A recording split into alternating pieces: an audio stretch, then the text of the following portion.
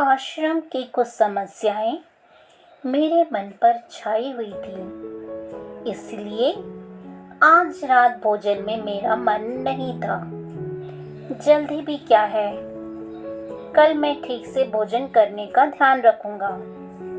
वे हंस पड़े। लज्जा के मारे मेरा दम घुटने लगा, परंतु कल की यंत्रणा को आसानी से भुला भी तो नहीं दिया जा सकता है। मैंने और एक बात कहने का साहस किया। स्वामी जी, आपके आदेश से मैं उलझन में पड़ गया हूँ। कल्पना कीजिए कि मैं कभी खाना ना मांगूं और कोई अपने आप मुझे खाना ना दे, तब तो मैं भूख से मर ही जाऊंगा। तब मरो। इस भयंकर उपदेश ने जैसे वातावरण में विस्फोट कर दिया।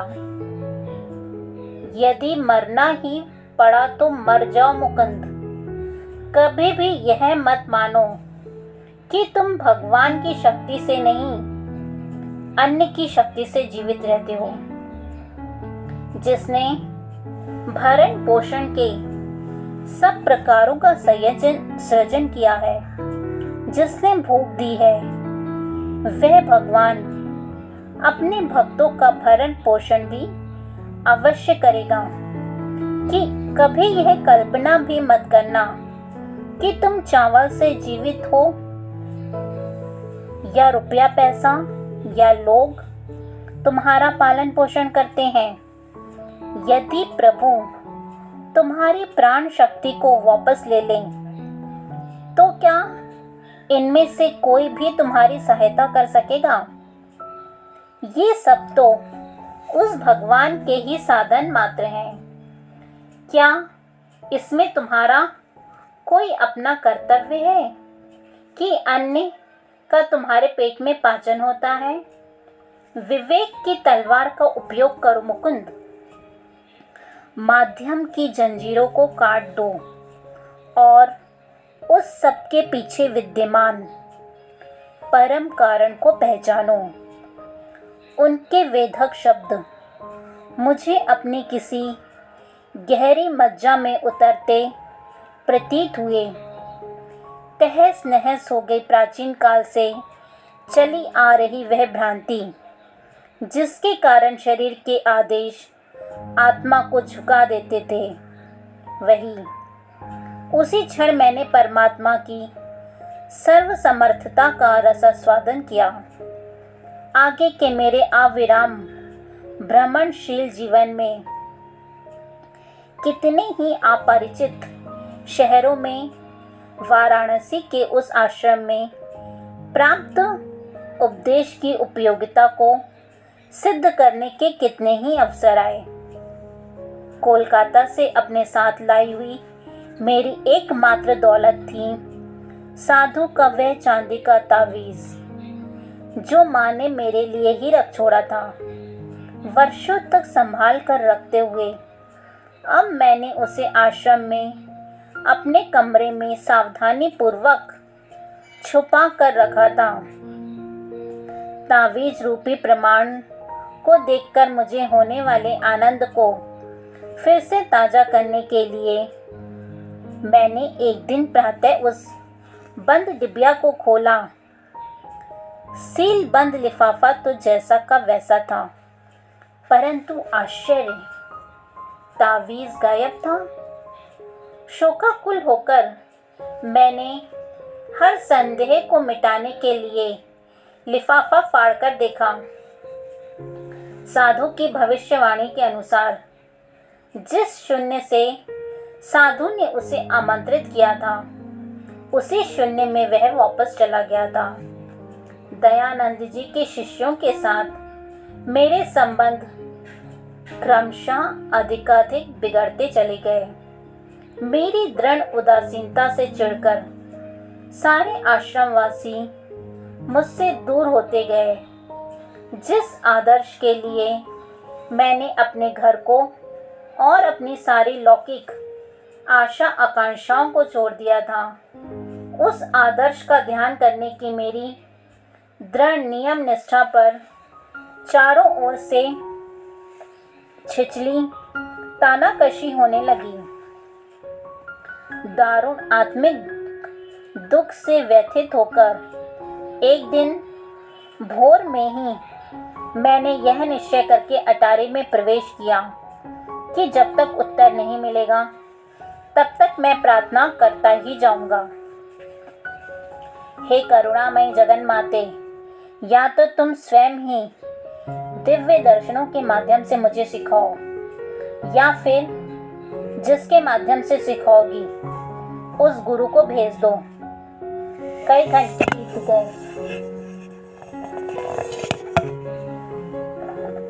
घंटे बीत गए। पर सुबक सुबक कर की जा रही मेरी प्रार्थनाओं का कोई उत्तर नहीं आया। अचानक मुझे ऐसा लगा मानो मैं सशरीर ऊपर उठता हुआ असीम महाशून्य में पहुंच गया हूं। तुम्हारे गुरु आ जाएंगे। महाशून्य में मानो सब तरफ से, पर ना जाने कहां से एक दिव्य नारी स्वर गूंजा। इतने में असीम जगत के उस दिव्य अनुभव को एक निश्चित स्थान से आई चीख ने छिन्न भिन्न कर दिया। नीचे रसोई घर से हबू नाम का एक युवा पुजारी मुझे पुकार रहा था। मुकुंद, बहुत हो गया ध्यान, यहाँ एक काम पर तुम्हें जाना है। कोई दूसरा दिन होता तो मैंने पलटकर जवाब दे दिया होता, परंतु अब मैंने अपना अश्रुसिक्त रो रो कर सूजा हुआ चेहरा पोंछा और चुपचाप उसके पास चल दिया। हम्बू और मैं वाराणसी में हमारे आश्रम से दूर स्थित बंगाली टोले के बाजार से जाने के लिए निकले। हम बाजार में सामान खरीद रहे थे। सूर्य तप तो रहा था, पर अभी मध्याह्न नहीं हुआ था, इसलिए उसने अपना उग्र रूप अभी धारण नहीं किया था। हम दोनों गृहिणियों, गाइडों, पंडे पुरोहितों, सादे वस्त्र धारण कर रखी विधवाओं, सम्मानीय ब्राह्मणों और वाराणसी में सर्वत्र विचरणशील सांडों की रंग बिरंगी भीड़ में से रास्ता निकालते जा रहे थे। हम आगे आगे बढ़ते ही जा रहे थे कि मैंने अपनी गर्दन घुमाकर एक आसानी से ध्यान में भी न आने वाली सकरी गली की ओर देखा। गली के छोर पर स्वामियों का गेरुआ परिधान धारण किए एक महापुरुष निश्चल खड़े थे। उन पर दृष्टि पड़ते ही मुझे ऐसा लगा मानो युग युगांतर से मैं उन्हें जानता था। एक क्षण के लिए मेरी प्यासी आंखों ने उनका लोलुपता से पान किया, परंतु फिर मन में संशय जाग उठा। मेरा मन कहने लगा, इस परिव्राजक सन्यासी का चेहरा तुम्हारे किसी परिचित से शायद मिलता जुलता है। स्वप्नदर्शी चलते चलो। 10 मिनट पश्चात मेरे पांव शून्य हो गए। ऐसा लगा जैसे दोनों पांव पत्थर बन गए हों और अब मेरा भार आगे ढोने में असमर्थ हो गए हों। बड़े परिश्रम से मैं पीछे की ओर मुड़ा, परंतु दोनों पांव स्वाभाविक अवस्था में आ गए। फिर पीछे मुड़ने पर पुनः वही विचित्र भारीपन लौट आया। वह महापुरुष मुझे चुंबकीय ढंग से अपनी ओर खींच रहे हैं। इस विचार के मन में आते ही मैंने अपने थैले हब्बू के हाथ में थमा दिए। वह आश्चर्य से मेरे पांवों का नाच देख रहा था। अब वह खिलखिलाकर हंस पड़ा। तुम्हें क्या तकलीफ है? पागल तो नहीं हो गए हो? मेरे मन में तुमुल मचा रही भावना के कारण मैंने कोई उत्तर नहीं दिया। चुपचाप तेजी से चल दिया। मैं ऐसे वापस चला जैसे मुझे पंख लग गए हों और शीघ्र ही उस गली में जा पहुंचा। उस ओर दृष्टि उठाते ही मैंने देखा वह शांत मूर्ति स्थिर दृष्टि से मेरी ही दिशा में देख रही थी। कुछ उत्कंठापूर्ण कदम मैंने उठाए तो सीधे उनके चरणों में पहुंच गया। गुरुदेव, यह दिव्य चेहरा वही था जिसे मैंने 1000 बार दिव्य दर्शनों में देखा था। नुकीली दाढ़ी और लहराते केशों से सज्जित सिंह समान मस्तक में स्थित उन शांत तेजस्वी नेत्रों ने प्रायः मेरे रात्रिकालीन विशृंखल ध्यान के धुंधलेपन से ऐसे झांक कर देखा था जैसे उनमें कोई आश्वासन झलक रहा हो जिसे मैं पूरी तरह समझ नहीं पाता था। ओह मेरे प्रिय, तुम मेरे पास आ गए। आनंद कंपित स्वर में मेरे गुरु बंगाली भाषा में बार बार यह कह रहे थे। कितने वर्षों से मैं तुम्हारी प्रतीक्षा कर रहा था। निशब्दता की एकता में हम दोनों एक हो गए। शब्दों का प्रयोजन निकृष्टतम प्रतीत होने लगा। कायल करने वाला संवाद गुरु के हृदय से शब्द रहित सांत्वना बनकर शिष्य के हृदय में समाता चला गया। अपने अंतर्मन में मैं निर्विवाद रूप से जान गया कि मेरे गुरु ईश्वर को जानते हैं और मुझे ईश्वर तक पहुंचा सकते हैं। इस जीवन का अंधकार पूर्ण जीवन की स्मृतियों के मधुर अरुणोदय पर में अदृश्य हो गया। रोमांचक समय भूत, वर्तमान और भविष्य काल चक्र पर चक्राकार घूमते दृश्य हैं। सूर्य इन पवित्र चरणों में मुझे पहली बार नहीं देख रहा था। मेरा हाथ पकड़कर मुझे मेरे गुरु काशी के राणा महल क्षेत्र में स्थित अपने डेरे पर ले गए। उनका बलवान शरीर दृढ़ कदमों से आगे बढ़ता था। इस समय उनकी आयु लगभग 55 वर्ष की थी, परंतु उनकी लंबी और सीधी देह में युवकों की सी चपलता और कार्यक्षमता थी। उनकी काली विशाल सुंदर आंखों में अथाह ज्ञान का तेज था। हल्के से घुंघराले केश उनके रौबीले मुख को सौम्यता प्रदान कर रहे थे। उनमें शक्ति और सौम्यता का सूक्ष्म संगम था। जब गंगा किनारे स्थित एक मकान की पत्थर से बनी बालकनी, यहाँ से गंगा साफ दिखाई देती थी, की ओर हम जा रहे थे, तब उन्होंने प्यार से कहा, मैं अपने आश्रम और जो कुछ भी मेरा है वह सब तुम्हें दे दूंगा। गुरुदेव, मैं केवल ज्ञान और ईश्वर प्राप्ति के लिए आपके पास आया हूँ। मुझे आपका केवल वही गुप्त धन चाहिए। मेरे गुरु ने जब पुनः बोलने के लिए मुंह खोला तब तक सांध्य आलोक की धूमिलता आधी उतर आई थी। उनकी आंखों में अथाह स्नेह झलक रहा था। मैं तुम्हें अपना निस्वार्थ प्रेम प्रदान करता हूँ। अमूल्य शब्द। मेरे कानों में दोबारा उनके प्रेम का यह रस पढ़ने तक 1/4 शताब्दी बीत गई।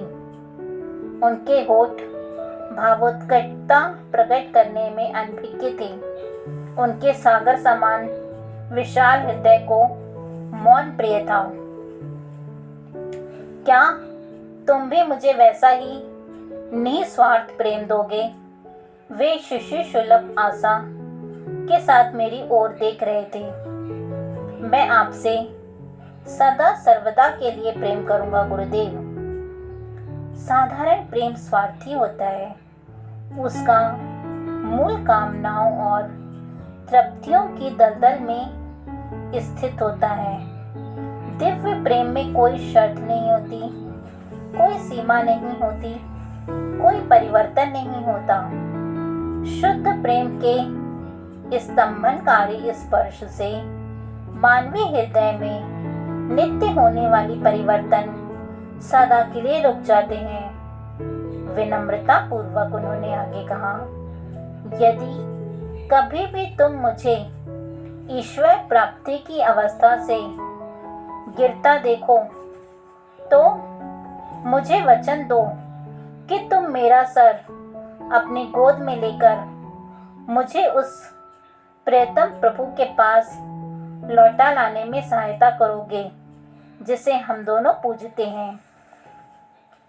फैलते हुए अंधकार में वे उठकर खड़े हुए और मुझे अंदर एक कमरे में ले गए। हम आम और बादाम की कुछ मिठाइयाँ खाने लगे। साथ साथ वार्तालाप चल रहा था। अपने वार्तालाप में उन्होंने बिना किसी आलोचनात्मक रुख के सहज भाव से मेरे स्वभाव का गहरा ज्ञान व्यक्त किया। उनकी अंतर्जात विनम्रता और अगाध ज्ञान के प्रताप को देखकर मैं विस्मय विभोर हो गया। अपने तावीज़ के लिए दुख मत करो, उसका उद्देश्य पूरा हो गया है। किसी दैवीय दर्पण की भांति मेरे गुरु ने स्पष्टतया मेरे संपूर्ण जीवन के प्रतिबिंब को देख लिया था। गुरुदेव, आपकी उपस्थिति की जीवन सच्चाई का आनंद किसी भी प्रतीक से कहीं बढ़कर है। जहाँ तक आश्रम में तुम्हारी दुखद परिस्थिति का संबंध है तो उसमें परिवर्तन का समय आ गया है। मैंने अपने जीवन का कोई भी उल्लेख नहीं किया था। उसका कोई भी उल्लेख अब निरर्थक प्रतीक हो रहा था। उनके सहज साधारण ढंग को देखते हुए यह बात मेरी समझ में आ गई थी कि उनकी द्रव्य दृष्टि पर किसी प्रकार का विस्मय प्रकट करना उन्हें अच्छा नहीं लगेगा।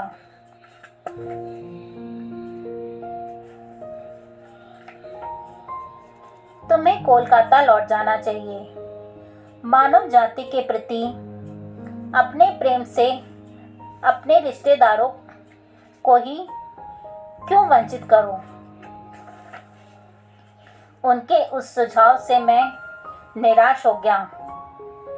मेरे परिवार के घर लौट आने का अनुरोध करने वाले अनेक पत्रों की मैं उपेक्षा करता रहा था। तब भी परिजन मेरे लौटने की भविष्यवाणी कर ही रहे थे। आनंदा ने तो कहा था, इस पक्षी शावक को आध्यात्मिक आकाश में उड़ लेने दो। वहाँ के भारी वातावरण में इसके पंख थक जाएंगे। तब हम इसे घर की ओर नीचे झपट्टा मारते और अपने पंख समेटकर चुपचाप अपने पारिवारिक घोंसले में आराम करते देखेंगे। उत्साह भंग करने वाली यह तुलना मेरे मन में अभी ताजी थी और कोलकाता की दिशा में कोई झपट्टा न मारने के लिए कृत संकल्प था। गुरुदेव, मैं लौटकर घर नहीं जाऊंगा, परंतु मैं आपके साथ कहीं भी आने के लिए तैयार हूँ। कृपा करके मुझे अपना नाम और पता बता दीजिए। स्वामी श्री युक्तेश्वर गिरी। मेरा मुख्य आश्रम श्री रामपुर में रामघाट लेन में है। यहाँ मैं केवल थोड़े दिनों के लिए अपनी माँ से मिलने आया हूँ। भगवान की अपने भक्तों के साथ गूढ़ लीला देखकर मैं हैरान था। श्री रामपुर कोलकाता से केवल 12 मील दूर है, फिर भी उस इलाके में कभी मुझे अपने गुरु की झलक नहीं मिली। एक दूसरे से मिलने के लिए हमें यात्रा करके लाहिड़ी महाशय की स्मृतियों से पुनित प्राचीन नगरी काशी आना पड़ा। इस नगरी की धरती को बुद्ध, शंकराचार्य और अनेकानेक योगियों, अवतारों की चरण रज ने भी पवित्र किया है। तुम 4 सप्ताहों में मेरे पास आ जाओगे। श्री युक्तेश्वर जी के स्वर में पहली बार कठोरता आ गई थी। अब जबकि मैंने तुम्हें अपने चिरंतन प्रेम के बारे में बता दिया है और तुम्हें पाने पर अपना हर्ष प्रकट कर दिया है, तो तुम मेरे अनुरोध की अवहेलना करने पर तुले हुए हो। अगली बार जब हम मिलेंगे तब तुम्हें अपने में मेरी रुचि को पुनः जागृत करना पड़ेगा। मैं आसानी से तुम्हें शिष्य रूप में स्वीकार नहीं करूँगा। मेरी कठोर शिक्षा की आज्ञा पालन द्वारा संपूर्ण समर्पण तुम्हें करना होगा। मैं दुराग्रह पूर्वक चुप रहा। मेरे गुरु ने शीघ्र ही मेरी समस्या को पहचान लिया। तुम समझते हो कि तुम्हारे रिश्तेदार तुम पर हंसेंगे। मैं लौटकर नहीं जाऊंगा। तुम 30 दिन में लौट जाओगे। कदापि नहीं। इस वाद विवाद से उत्पन्न तनाव में कोई कमी नहीं आई। मैंने उनके चरणों में आदरपूर्वक प्रणाम किया और वहां से चल दिया।